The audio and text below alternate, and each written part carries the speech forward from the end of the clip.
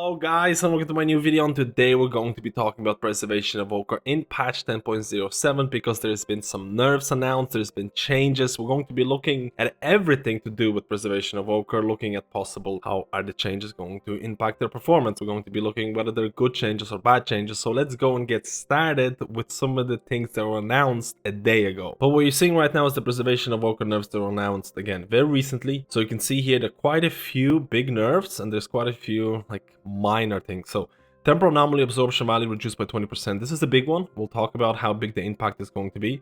Resonating sphere now applies echoes to the first 4 allies hit instead of 6. Very hard to really determine the true potential of this nerf. It is definitely going to impact the reversion build and things like that. It's going to make it a lot harder to prepare for those Emerald Communion ramps. And again, we'll talk about it. Then temporal compression can, and these are the minor changes, they're not really relevant, but temporal compression can now be gained from casting tip the scales. Empowered spells cast with tip the scales no longer consume stacks of temporal compression. Again, these are almost irrelevant. These here are pretty big nerfs to Preservation Evoker coming into patch 10.07, and it is going to depend on what content you're doing, what type of Preservation Evoker player you are. So first of all, why are they nerfing Preservation Evoker? Right now, Preservation Evoker in 10.05, and this is, again, real play information, 99th percentile, involved with incarnates in terms of mythic content.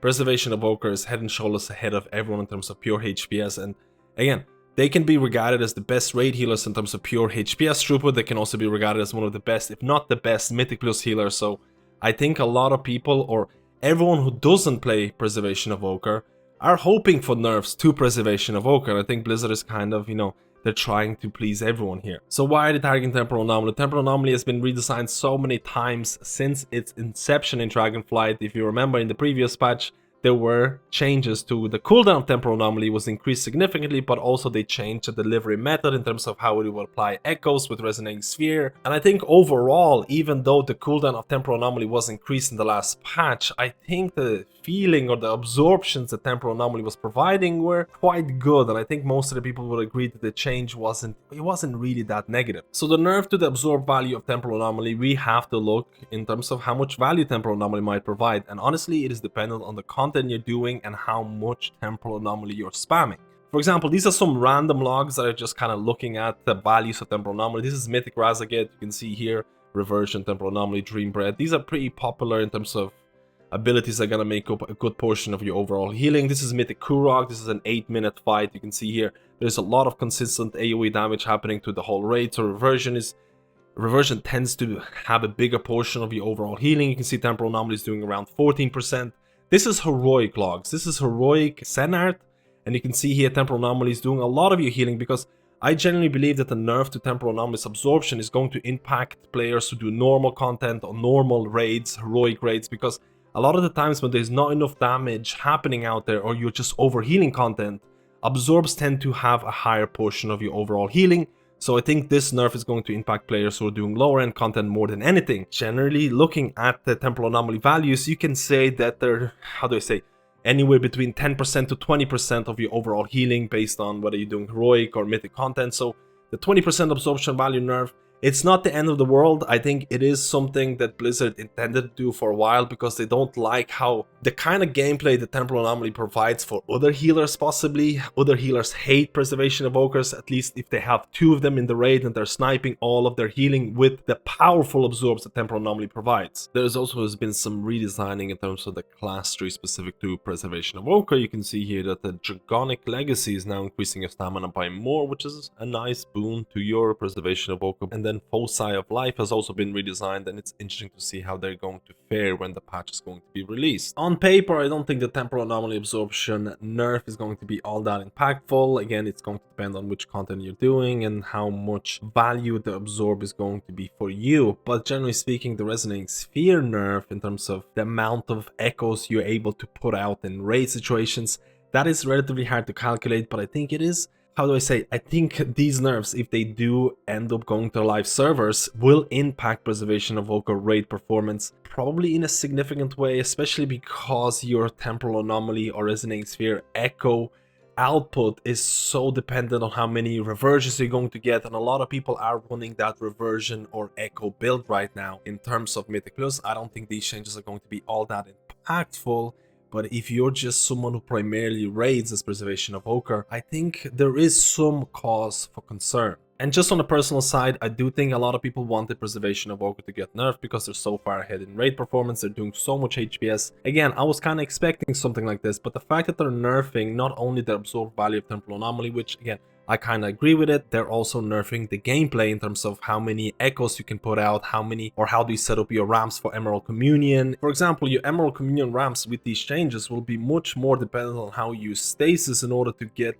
as many people with echoes as possible before you Verdant Embrace, Lifebind, and Emerald Communion. It's all going to be a lot harder if this change is going to hit the live servers, and I think changing the gameplay of the class instead of purely focusing on some numerical changes, I don't think that's the best way to approach this. But again, guys, let me know if you think there could have been a better way to solve this issue. Now, this is my Preservation Evoker in PTR 10.07 server, so don't look at this talent build. I've just been experimenting with a lot of different things, especially with some of the Emerald Blossoms build. But generally speaking, Resonating Sphere, Temporal Anomaly applies echo 30% effectiveness to the first 4 allies it passes through. Honestly, the 4 ally thing is bugging me a lot, because especially if you're running Mythic Plus content and you enjoy running Mythic Plus content, and a lot of people are running Temporal Anomaly in Mythic Plus, the 4 echoes that are going to be applied from Temporal Anomaly, it's just, there's always one person who's going to be left out.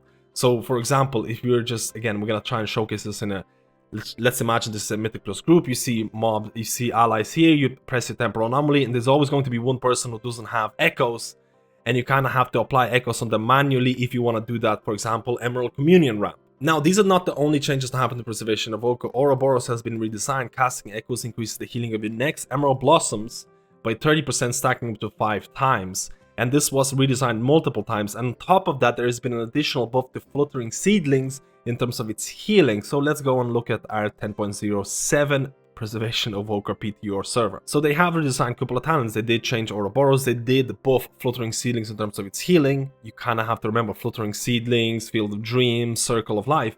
These are all talents that are tied into Emerald Blossom's playstyle. Now, I'm not going to be making predictions about whether Emerald Blossoms is coming back or not, because I still think it's too early, and I think there can be a lot of changes happening before 10.07 goes live. But it's interesting that Blizzard is kind of pushing towards that. Ouroboros talent change is very interesting because casting echoes grants 1 stack of Ouroboros, increasing the healing of your next Emerald Blossoms by 30%, stacking up to 5 times. So you can get 150% increased healing on your Emerald Blossoms. But historically speaking, Preservation Evoker has been very cut and dry. You either go the Echo build and you spend all of your essences on Echoes, or you either go that Emerald Blossoms build and you spend all of your essences on Emerald Blossoms. And the Ouroboros talent is trying to bridge the gap in between, because you can see here I can just keep applying echoes, and you can see here I'm stacking up Ouroboros buff, which honestly lasts indefinitely. There is no timer for this. You can just, it's going to stay there forever as long as you're casting echoes. But this playstyle kind of promotes using echoes into Emerald Blossoms. Now, I'm not sure if this is going to be something that people are going to use, but I think people will try this out. I think this could have some potential, especially in stacked raid situations. We'll have to see. I think it is very interesting. Keep in mind, a couple of caveats about this talent in terms of how it works. In terms of stasis, now you can use stasis, and you can get, you know, the 5 stacks of Ouroboros. Your next Emerald Blossoms healing is increased by 150%. You can use stasis, and you can activate your Emerald Blossoms, and then let's say fill it up with something like whatever. In this case, we're gonna fill it up with Living Flame, and you can see here the healing of Emerald Blossoms is 71k. Again, that's the echoed one. You have to remember, the powerful Emerald Blossoms, the 5-stack Emerald Blossoms, it will proc echoes, and those echoes are going to be pretty big. So there could be a playstyle where you're applying echoes, and you're applying Emerald Blossoms, and the echo healing is going to be pretty significant. So there is interesting patterns to this build. But you can see here, it's around 67, 71k. Now, if I activate my stasis right now, and you can see here, Emerald Blossoms only heal for 26k. The power or the empowered Emerald Blossoms cannot go into stasis. But another interesting thing, and this, you can do this all the time. You activate your stasis with Emerald Blossoms in it, and then when your stasis is about to proc, you can get this buff. For example, you can get 5 stacks of Ouroboros. Your stasis is about to proc, you have 5 stacks of Ouroboros, your stasis procs, Emerald Blossoms is shot out of your stasis. that Emerald Blossoms is going to consume this buff. So just to follow up on that example, you can see right now I have my stasis available. I have my Ouroboros here in terms of the stacks. My stasis is about to expire in 2 seconds. And you can see here that the buff is going to be consumed by the Emerald Blossoms that was cast from my stasis. And again, it crit for 140k. So you can, or there is some interesting interaction in terms of how stasis works, in terms of how this buff works. We do have to also talk about Fluttering Seedlings in terms of how maybe Field of Dreams work from... Again, let's talk about this. Fluttering Seedlings. Emerald Blossom sends out 2 flying seedlings when it bursts, healing allies up to 40 yards. Again, that's being buffed in 10.07, so that's pretty cool. Again, a boon to that Emerald Blossoms build. If that does come back, I'm not sure, but Field of Dreams, gain 30% chance of one of your fluttering seedlings to grow into Emerald Blossoms. Now, so you might ask yourself, what about the procced Emerald Blossoms? How are they going to interact with the initial Ouroboros buff? And you can see here, I'm testing it on, again, PTR servers. You can see here, I'm getting 5 stacks of Ouroboros. Then I'm casting my Emerald Blossoms, hoping for fluttering seedlings. And then I'm hoping that those fluttering seedlings are going to proc Emerald Blossoms. And it feels like the procced Emerald Blossoms does not benefit from that initial Ouroboros buff. And again, if it did, there could have been some crazy synergy based on RNG. It's also important to note that, again, Ouroboros, you have to use echoes in terms of to apply. Casting echoes grants 1 stack of Ouroboros. And a lot of people might be like, hey, MadSkillz, what if I cast my Temporal Anomaly that's going to apply 4 echoes with Resonating Sphere? Is that going to proc Ouroboros? Unfortunately not. This might have been too overpowered. Imagine casting a Temporal Anomaly and getting 4 Ouroboros stacks instantly. You do have to manually cast echoes in order to get that Ouroboros stacking buff. What do you think about even the slight possibility of Emerald Blossoms coming back? How do you feel about that build? How do you feel about your Evoker right now? Again, let me know how you feel about this, and I'll see you in my next video.